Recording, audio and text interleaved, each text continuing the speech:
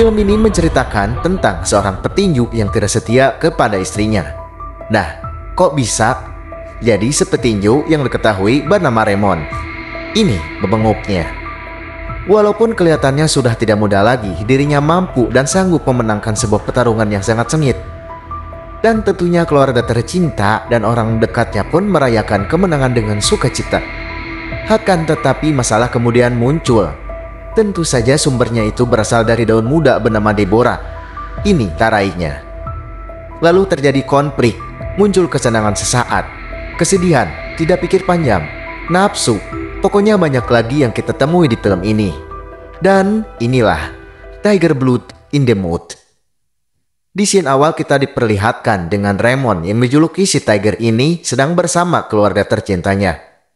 Raymond atau si Tiger ini termasuk keluarga harmonis dengan seorang istri bernama Karina, dan juga kebahagiaannya pun makin lengkap dengan kehadiran dua buah hatinya yang sajodoh, yaitu laki-laki dan perempuan.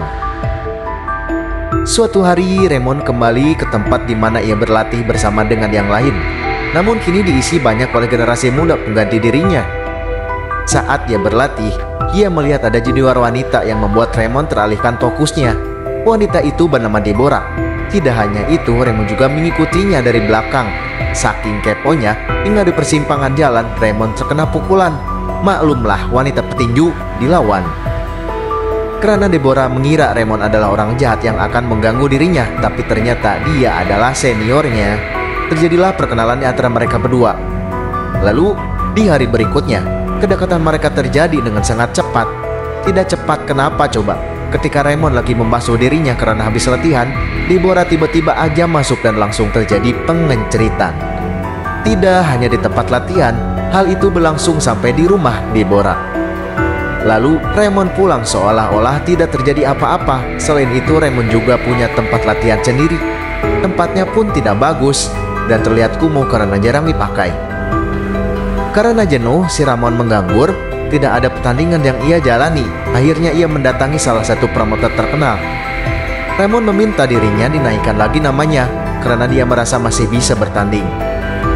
Setelah itu Raymond tidak kembali ke rumah, tapi malamnya ngelewar ke tempatnya Deborah. Karena tidak ada Deborah di sana, akhirnya dia tidur duluan.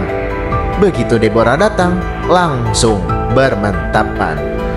Kegiatan terlarang Raymond ini ternyata diketahui oleh salah satu senior yang ada di sana.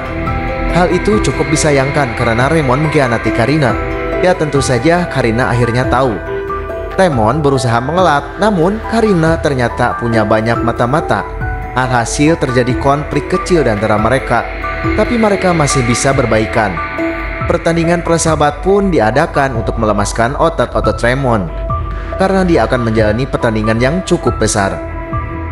Di suatu hari di depan rumahnya Raymond ada Deborah. Karena itu mereka buru-buru pergi dari sana. Karena Deborah udah kebelet, aduh gabrut.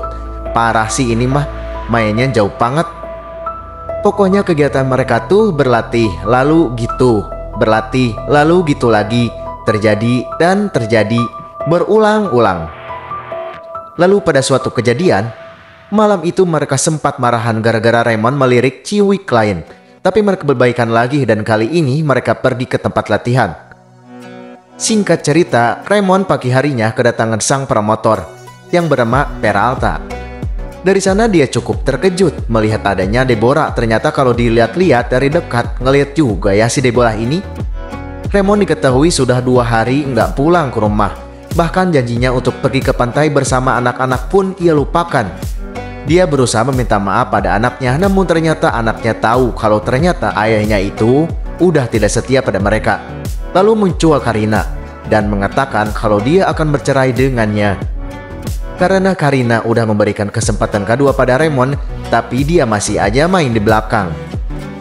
Untuk sementara, Raymond harus melupakan kejadian itu karena dia akan bertanding. Sebelum dia maju ke ring, Deborah akan mengisi pertandingan pertama lebih dulu.